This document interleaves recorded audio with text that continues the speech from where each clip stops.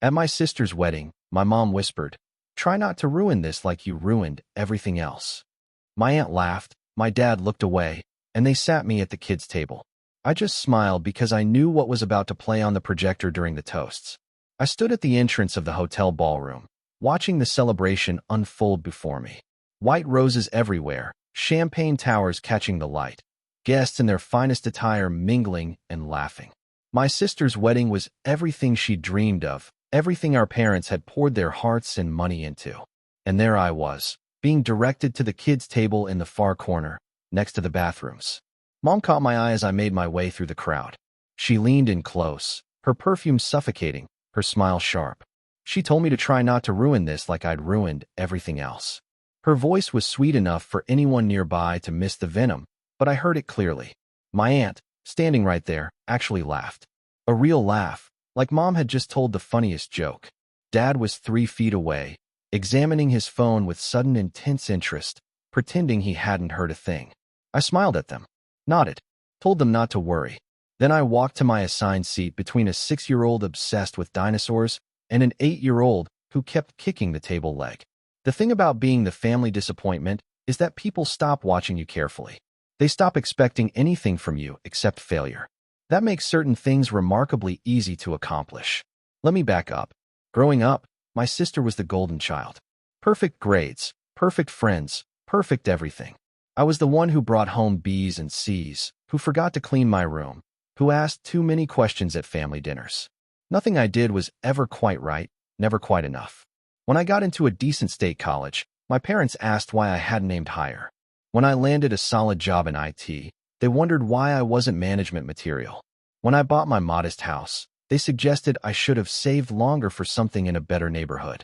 My sister, meanwhile, became a pharmaceutical sales rep, married a doctor, and lived in a house that looked like it belonged in a magazine. My parents worshipped the ground she walked on. Every family gathering became a showcase of her achievements while I faded into the wallpaper. But the real breaking point came 6 months ago at Dad's birthday dinner. I'd brought my girlfriend of 2 years, someone I was planning to propose to. The whole evening, my family treated her like furniture. They talked over her, ignored her questions, and when she mentioned she was a teacher, my mom actually said that was nice, but not very ambitious. My girlfriend spent 20 minutes in the bathroom, and when we got to the car, she was crying. She told me that night she couldn't do this anymore. She couldn't watch me shrink myself to nothing while my family stepped on me. She said I deserved better, but until I believed that myself, nothing would change. She left 2 weeks later. I blamed them. I blamed all of them. But mostly, I blamed myself for never standing up, for always hoping that maybe next time they'd see me differently. That's when I started paying attention. Really paying attention. My sister worked in pharmaceutical sales, and she was good at it. Very good. Too good, maybe. She'd been the top performer at her company for 3 years running, pulling in massive commissions, landing accounts nobody else could touch. I'd always figured she was just naturally talented at sales, charming and persuasive like Mom. But then I noticed things. Little things. The way she'd make hushed phone calls and step outside at family gatherings. How she'd suddenly have expensive gifts for doctors we'd meet at her work events. The nervous energy she'd get when anyone asked too many questions about her job. I work in IT. I'm good with computers, with finding information that people think is hidden. It's not even hacking, really. Just knowing where to look and how to access what's already there if you have the right credentials. My sister had always been careless with passwords. She used the same one for everything, a combination of her birthday and her husband's name. It took me 3 weeks to piece it together. Her email, her cloud storage, her encrypted messaging apps that weren't nearly as encrypted as she thought. Spreadsheets, receipts, photos, messages, everything. My sister had been bribing doctors. Not just bending the rules or buying expensive lunches. Actual bribes. Cash payments, luxury vacation packages, concert tickets, gifts for spouses and children. All carefully documented in her own files because she needed to track which doctors owed her what, which accounts needed more attention. She'd convinced physicians to prescribe her company's medications over competitors, even when those medications weren't the best choice for patients. She'd falsified prescription numbers to hit quotas. She'd pushed pills that people didn't need, that sometimes made them worse. Also, she could meet her targets and earn her bonuses. The more I dug, the sicker I felt. This wasn't just corporate corner cutting. People's health, maybe even lives, were being affected by her greed. And she slept just fine at night, living in her perfect house with her perfect husband who had no idea what she was really doing. I thought about turning her in immediately. Anonymous tip to the DEA, to her company's ethics board, to anyone who'd listen. But then the wedding invitation arrived, and I saw an opportunity for something more poetic. I spent 2 months preparing. I created a video presentation, the kind people make for weddings, with baby photos and embarrassing childhood stories. I included plenty of those sweet moments from our childhood that would make everyone smile and feel nostalgic. Mom teaching my sister to bake. Dad showing her how to ride a bike. School plays and soccer games and prom pictures. Then, about 3 minutes in, the tone shifted. I'd embedded the real content in the middle, impossible to stop once it started without causing a scene. Screenshots of emails where my sister discussed paying off a doctor with a weekend trip to the Bahamas. Photos of cash bundles she'd stupidly taken pictures of for her own records. Recordings of phone calls where she coached her sales team on how to skirt legal boundaries. Spreadsheets showing thousands of dollars in unreported payments. Text messages where she laughed about manipulating prescription patterns. Everything, all of it, set to a cheerful soundtrack that would slowly fade as the evidence mounted, replaced by something darker, more ominous. The video ended with a simple message. The evidence has been forwarded to the appropriate authorities. The company's ethics hotline, the DEA, the state medical board, the FBI's healthcare fraud division. I'd sent everything 2 days before the wedding. I wanted them to already be investigating before anyone at this party knew what was coming. The kids at my table were actually pretty fun. The dinosaur kid told me about his favorite pteranodon facts. The table kicker shared her juice box with me. We colored on the activity placemats the hotel had provided. None of them cared that I was 32 years old or that I'd supposedly ruined everything I'd ever touched. Dinner was served. Speeches began. My sister's college roommate told a funny story. My brother-in-law's best man made everyone laugh with tales from their med school days. Everything was going exactly as planned, as rehearsed. My sister glowed at the head table, Mom beaming beside her, Dad looking proud enough to burst. Then the best man mentioned they'd prepared a special video tribute. The lights dimmed. The projector hummed to life. The screen filled with a baby picture of my sister, and everyone awed appropriately. I watched from my corner table as the video played. The sweet parts got the reactions they were supposed to. Laughter, tears, knowing looks between family members. My mom wiped her eyes. My sister held her new husband's hand. Then I saw the exact moment when the mood shifted. Confusion first. People leaning forward, squinting at the screen. A doctor in the third row went rigid, probably recognizing his own name in the emails. My sister stood up, her face draining of color. She said something to the AV guy, probably telling him to stop it, but he was at the back of the room, and the video was already locked in, already playing.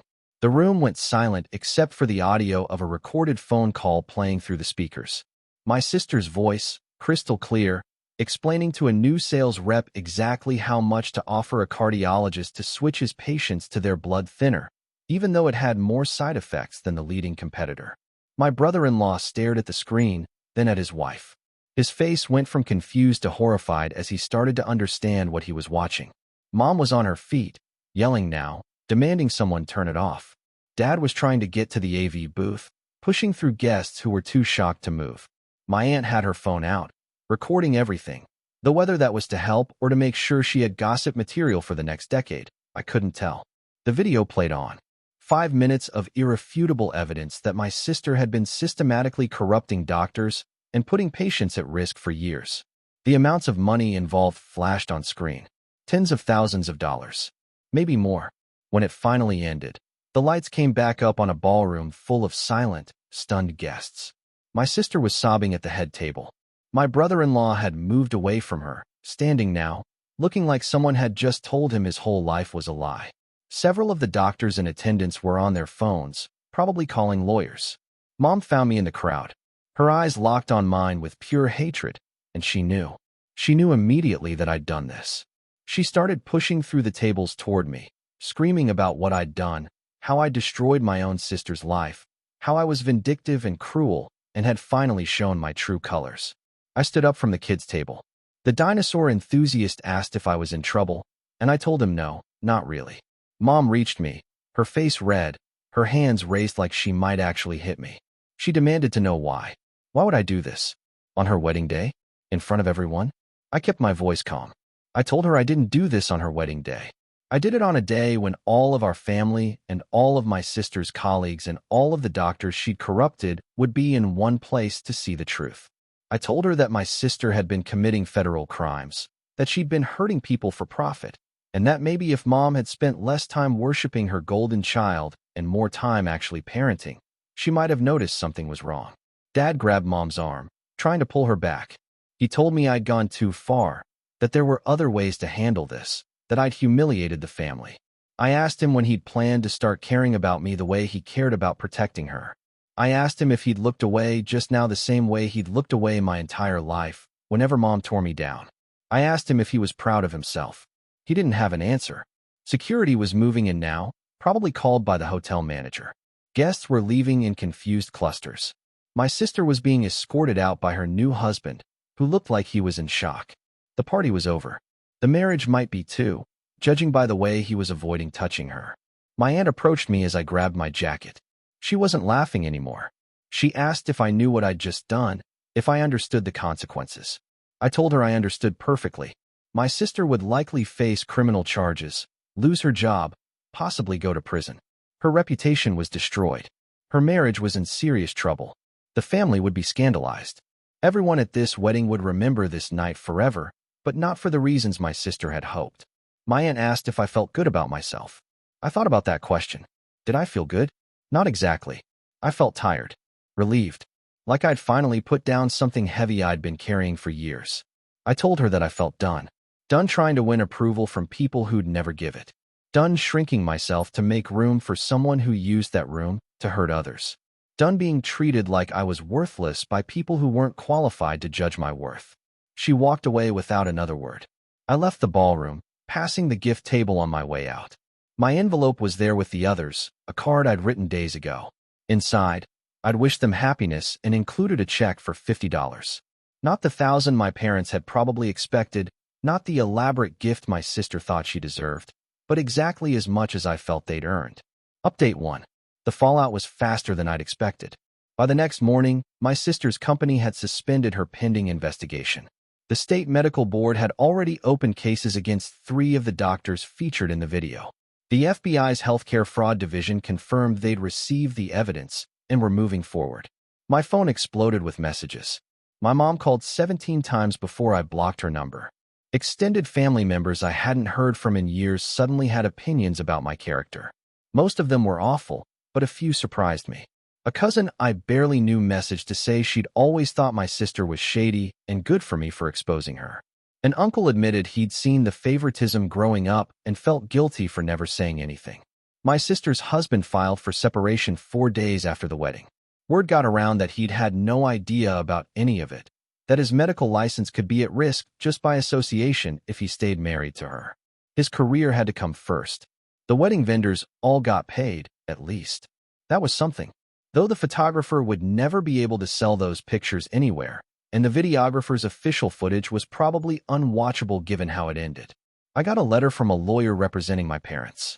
They wanted me to know I was no longer welcome at family functions and that they expected me to cover the cost of the ruined wedding reception. The letter was full of legal language about emotional distress and reputational damage. I sent back a single page through my own lawyer. It said that I'd be happy to discuss their claims in court, where we could present all the evidence about why the reception ended the way it did, and we could explore why they were more upset about a ruined party than about their daughter committing federal crimes that harmed vulnerable patients.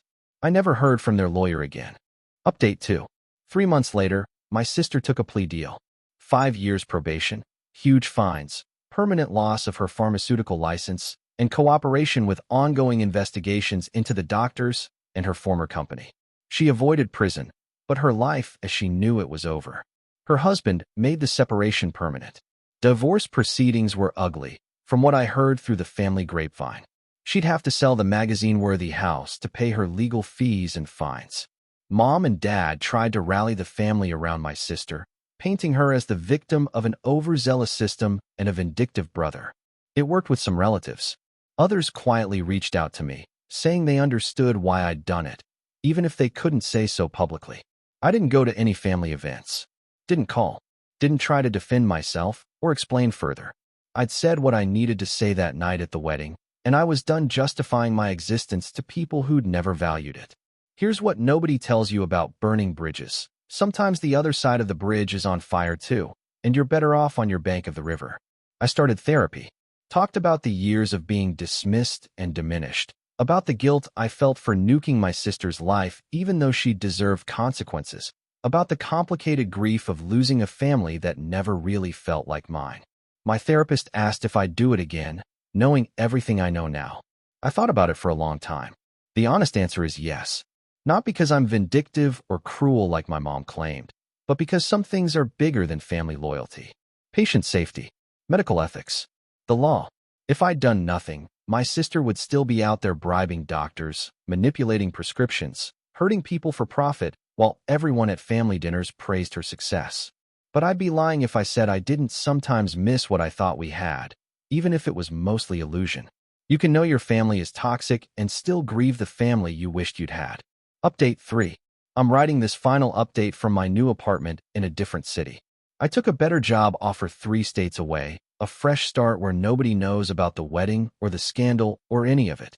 Last week, I got a message from my brother-in-law's sister.